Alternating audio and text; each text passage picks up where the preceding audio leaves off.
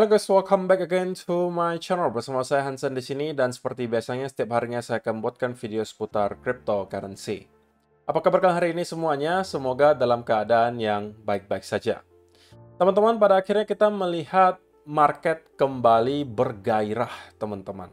Kita melihat volume perdagangan 24 jam terakhir itu besar banget dan Bitcoin bahkan sempat hampir menyentuh $68.000. Rally yang kita lihat terjadi di Bitcoin ini berlanjut selama berhari-hari, teman-teman. Nah, kita bakalan bahas di video hari ini. Karena banyak ya yang sudah mulai mengatakan bahwa kita telah breakout dari konsolidasi, kita sudah akan segera ke all-time high. Udah mulai banyak sekali orang-orang yang menyambut baik ya rally yang kita lihat terjadi di Bitcoin dan mulai start mengatakan bahwa segera kita akan ke all-time high yang baru.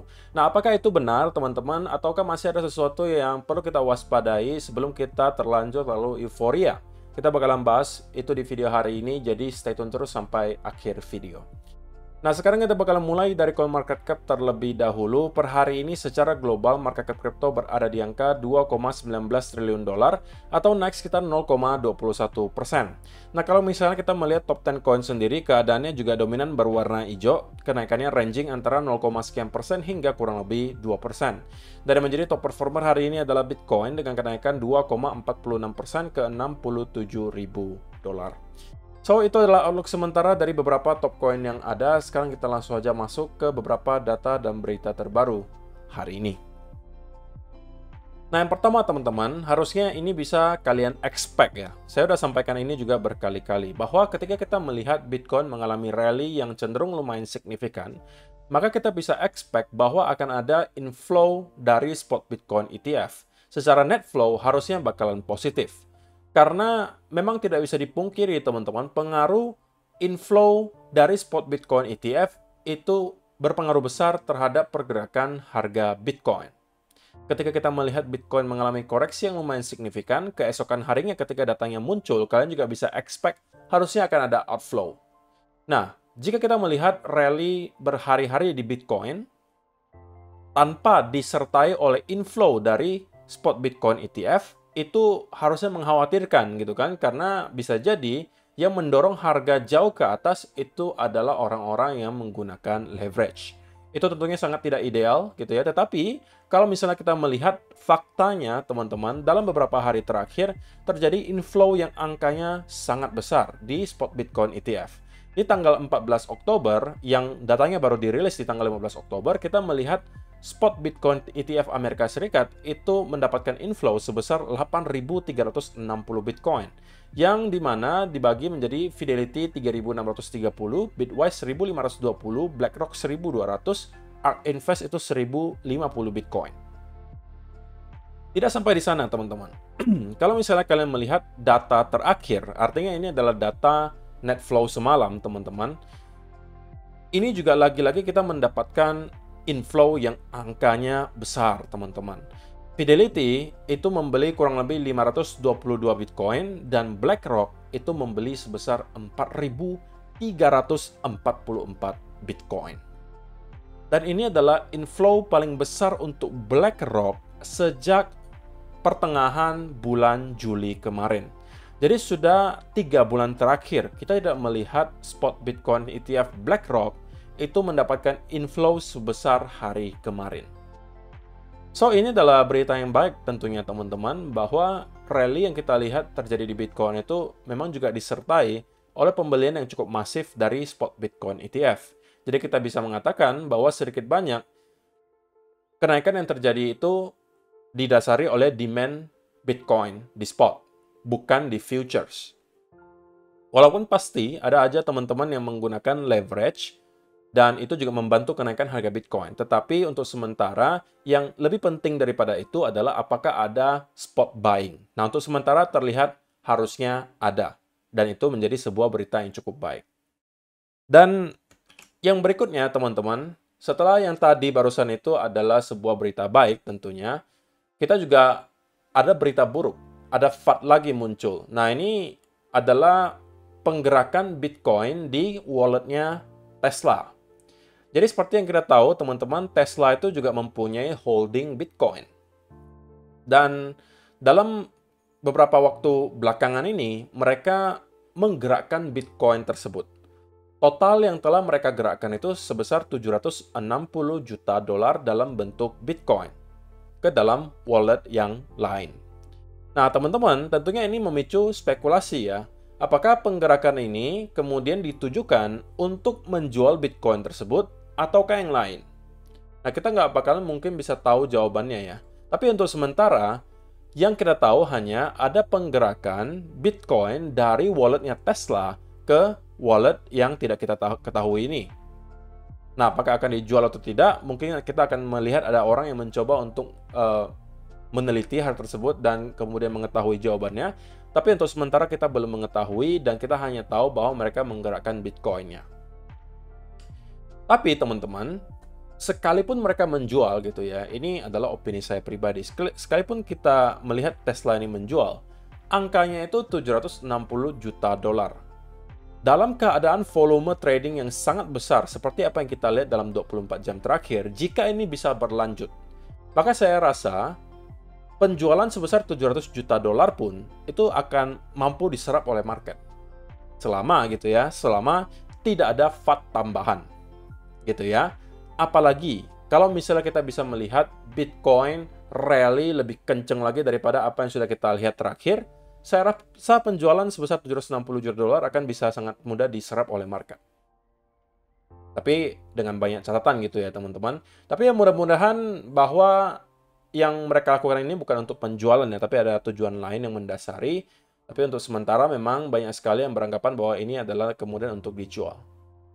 Jadi bagaimana menurut kalian teman-teman? Apakah kita akan kemudian melihat Tesla pada akhirnya menjual semua Bitcoin holding yang mereka punya, dan pada akhirnya kita kembali mendapatkan koreksi yang tajam, ataukah hal sebaliknya yang kalian expect?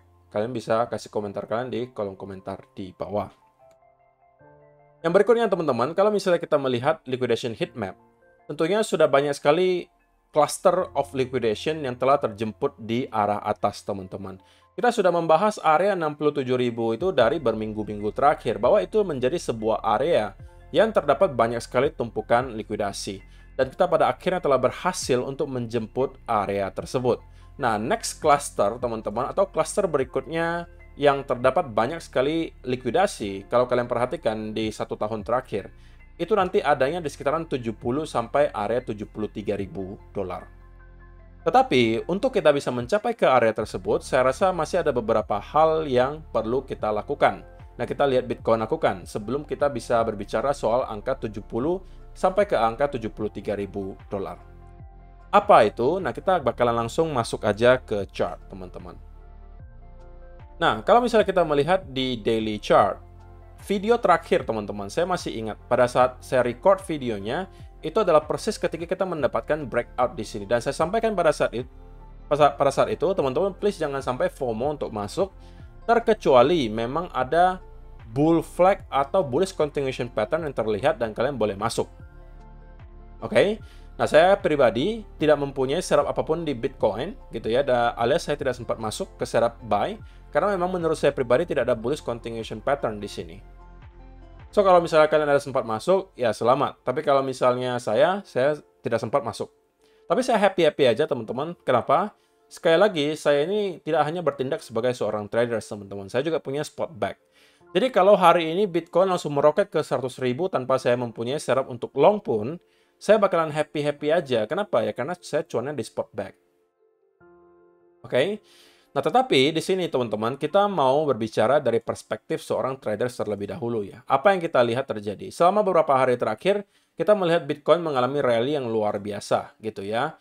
Dari yang awalnya di 11 Oktober kita masih berada di area 60.000 dolar. Kemarin kita sempat menyentuh ke kurang lebih 67.900-an roughly. Atau kenaikan sebesar hampir 13% dalam kurun waktu beberapa hari. Dan itu menunjukkan bahwa ada buying pressure di sana. That's a good sign. Tetapi teman-teman, yang saya sedikit sesali adalah terlalu banyak orang yang kemudian masuk langsung ke ranah euforia. Oke? Dan mengatakan bahwa berarti beberapa hari ke depan kita sudah akan melihat Bitcoin langsung ke all-time high yang baru. Dikarenakan ada yang beralasan bahwa kita telah breakout dari konsolidasi ini. Sebenarnya teman-teman, ada yang mungkin cara menarik garis trendline-nya itu hanya di body candle. Kalau itu yang kalian lakukan, mungkin kalian bisa consider ini sebagai sebuah breakout. Ini pun belum closing ya. Tapi ada yang menggambarnya modelnya mungkin seperti ini, ya kan? Ini juga mungkin bisa dikonsider breakout. Tapi kalau yang konservatif, gambarnya harusnya akan seperti ini, teman-teman. Karena ini adalah dua titik paling tinggi. Ini adalah trendline paling tinggi, teman-teman. Sehingga ini adalah trendline yang mungkin untuk trader yang paling konservatif. Nah, kalau misalnya saya secara pribadi, teman-teman, ini kan mungkin kan banyak perdebatan nih. Apakah ini sudah breakout atau belum gitu kan? Ada yang mungkin menarik trendline yang modelnya seperti ini, ada yang mungkin modelnya seperti ini, ada yang mungkin modelnya seperti ini, dan lain seterusnya. Macam-macam caranya. Dan tidak ada yang salah, teman-teman. Kalian mau tarik trendline yang model seperti apapun, selama banyak titik sentuhnya, itu adalah sebuah trendline. Saya tidak bisa memungkiri hal itu. Tetapi, kalau saya pribadi, kalau ditanya, berarti ini udah breakout atau belum kok? Bagi saya simple, teman-teman. Kalau misalnya kita berhasil ya untuk breakout dari area 70.000 di sini, ini sudah pasti breakout. Oke? Ini sudah pasti breakout. Kenapa? Karena yang kita lakukan adalah kita telah berhasil untuk clear dan breakout dari trendline yang paling tinggi di sini. Jadi kalian tarik garis dari manapun, itu sudah pasti breakout. Jadi kalau misalnya mau ditanya, amannya di mana kok? Supaya kita bisa klaim bahwa kita telah breakout dari trendline atau konsolidasi ini. Menurut saya ada di atas angka 70.000. Atau kalau kita lakukan hari ini, mungkin bisa di roughly area 69.500-an. Itu mungkin baru bisa kita consider breakout. Nah, apa yang mau saya sampaikan gitu ya dengan penjelasan barusan, teman-teman. Saya cuma pengen ingatkan saja. Ini saya bukan menebar fat ya. Cuman saya pengen untuk teman-teman stay objektif. Bahwa kita ini sekarang sedang berada di area yang sebelumnya selalu menghasilkan rejection yang sangat-sangat kencang. Atau kita bisa sebut sebagai area major resistance. Di sekitaran area ini, saya rasa merupakan area major resistance. Karena, kalau misalnya kalian tarik garis trendline, harusnya jatuhnya nggak bakalan jauh-jauh banget, teman-teman. Oke? Antara di sini, ya kan? Antara di sini. Atau kalian mungkin tariknya dari top yang di sini, ya kan? Jatuhnya kurang lebih bakalan sama. Jadi, ini adalah sebuah area, gitu. Kalau saya pribadi, mungkin saya akan lebih cenderung konservatif dan mengatakan ini adalah trendline saya. Dan sekarang kita berada di area major resistance. So, kalau misalnya kalian yang bertindak sebagai seorang traders, tidak make sense kalau misalnya kalian long di area major resistance. Kalau ditanya, berarti lebih baik ngapain? Kalau saya pribadi, ini berbicara dari perspektif seorang traders, maka saya justru lebih prefer untuk mencari peluang untuk short, teman-teman. Sampai Bitcoin membuktikan bahwa kita memang telah berhasil untuk breakout dari konsolidasi ini berupa kita bisa breakout baiknya di atas 70.000 atau setidaknya di atas 69.500. Kalau itu yang telah kita lakukan dan kita consolidate di atas area tersebut, maka saya mungkin dengan sangat yakin bisa menyatakan bahwa kita telah breakout dari konsolidasinya dan kita berpotensi besar untuk bisa melihat Bitcoin setidaknya nge-retest ke area all-time high terakhir di sekitaran 73.000 dolar atau bahkan kita akan masuk ke kembali fase price discovery. Tetapi sebelum hal tersebut terjadi, teman-teman, kita sebagai seorang traders tidak boleh terlalu bias ke salah satu arah gitu ya. Mungkin karena kalian juga merupakan investor dan kalian berharap Bitcoin menyelesaikan konsolidasi ini segera dan break ke all-time high yang baru, kalian kemudian selalu berpikiran biasnya bullish dan akan selalu long. Padahal kalian tahu kita sekarang berada di area major resistance. Jangan lakukan itu, teman-teman, please. Kalau kalian investor, kalian boleh berharap. Itu lain cerita. Tapi kalau kalian traders, kalian harus objektif ngelihat chart. Sekarang kita berada di area major resistance. So, kalau misalnya secara teori, lebih make sense kita mencari peluang untuk short daripada untuk long. Nah, kalau mau short, tentunya harus ada setup yang kita lihat terjadi dulu sebelum kita lakukan short. Nah, beberapa hal yang bisa kita lihat terjadi adalah jika memang kita mau mendapatkan pullback, teman-teman. Oke? Short itu ya bukan berarti kita short lalu targetkan sampai ke area lower low baru sampai di bawah $50.000. Bukan itu, teman-teman. Tapi setidaknya akan ada pullback menurut saya pribadi juga seperti itu ya. Ketika kita menyentuh ke area 68.000 sampai ke range 69, saya expect bahwa di sana akan ada terjadi volatility yang sangat ekstrim gitu ya. Tetapi saya pribadi justru akan berfokus mencari peluang untuk short setidaknya untuk semacam pullback. Oke? Dan setupnya bisa berbagai macam, oke, bisa bentukannya seperti ini. Ini adalah setup bagi saya, oke. Bisa bentukannya seperti ini. Kita mendapatkan double top, disertai breakdown trendline, itu juga bisa saya manfaatkan, atau kita mendapatkan head and shoulder. Itu juga bisa dimanfaatkan. Nah, invalidasinya teman-teman, kalau misalnya kita telah berhasil untuk breakout di atas trendline-nya, maka saya tidak akan lagi mencari peluang untuk long. Tapi sebelum hal tersebut terjadi, saya justru akan prefer mencari peluang untuk short, setidaknya menargetkan untuk semacam pullback. Pullback-nya ke arah mana? Bisa beberapa tempat, tapi saya rasa terdekat ada di sekitaran area range $65.000. Dan itu harus kita maintain ya teman-teman. Karena kalau tidak, ya itu bisa menciptakan sell off lanjutan dan kita kembali ke area 60.000. Dan ini bukan baru terjadi sekali teman-teman. Beberapa kali sebelumnya ketika kita mencapai area-area ini, kalian juga bisa melihat sentimen yang sama terjadi. Bahwa orang-orang mulai start terlalu euforia ya. Dan kemudian long gitu kan. Long di sini, long. Tanpa ada setup. Dan guess what? Sell off. Dan kalian sudah mungkin kehilangan banyak sekali uang jika kalian lakukan hal tersebut. Jadi kenapa tidak biarkan saja dulu Bitcoin konfirmasi ke kita bahwa dia memang telah mau menyelesaikan konsolidasinya berupa breakout di sini, barulah kalian biasnya menjadi super bullish dan kita mungkin bisa mencari setup untuk long dan menargetkan sampai ke area 80 sampai 85.000. Sebelum itu, please jangan euforia dulu teman-teman. Kita masih mempunyai halangan sebelum kita ke all time high. Atau kita mungkin sebutnya sebagai boss terakhir gitu ya.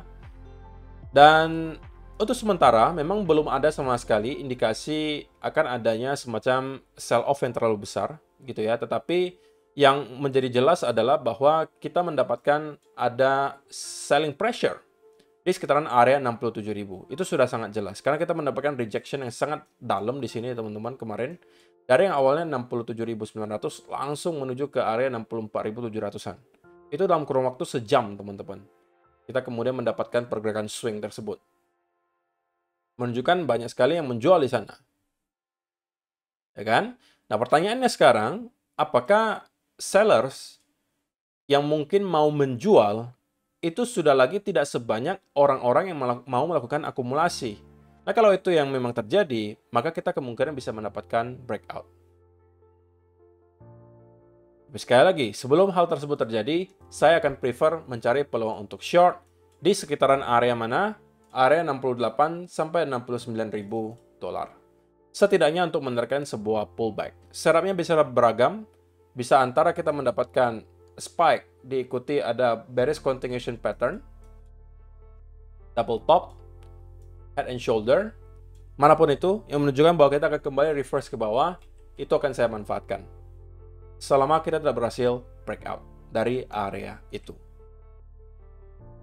So, untuk sementara saya masih expect kita akan melihat Bitcoin merangkak cenderung naik ke atas ke 68 atau 68.500 atau bahkan 69, dan dari sana saya expect akan ada semacam rejection teman-teman. Oke, setidaknya untuk semacam pullback. Dan kalau pullback-nya itu berupa bullish continuation pattern, artinya modelnya mungkin seperti ini. Atau modelnya adalah semacam ascending triangle seperti ini. That's a good sign. Dan kita kemungkinan bisa mendapatkan breakout. So, saya rasa Pergerakan Bitcoin beberapa hari ke depan itu akan sangat-sangat krusial, teman-teman, untuk menentukan apakah memang benar rally yang kita lihat kali ini adalah akhir dari konsolidasi Bitcoin selama berbulan-bulan terakhir, ataukah masih ada perpanjangan konsolidasi yang bisa bertahan sampai ke berbulan-bulan ke depan. Itu mungkin kita bisa dapatkan jawabannya segera. Segera dalam artian mungkin 1 atau 2 minggu ke depan. Terima kasih untuk kalian yang telah menonton sampai selesai video hari ini. Semoga bisa bermanfaat untuk kalian semua. See you in the next video, guys. Bye-bye.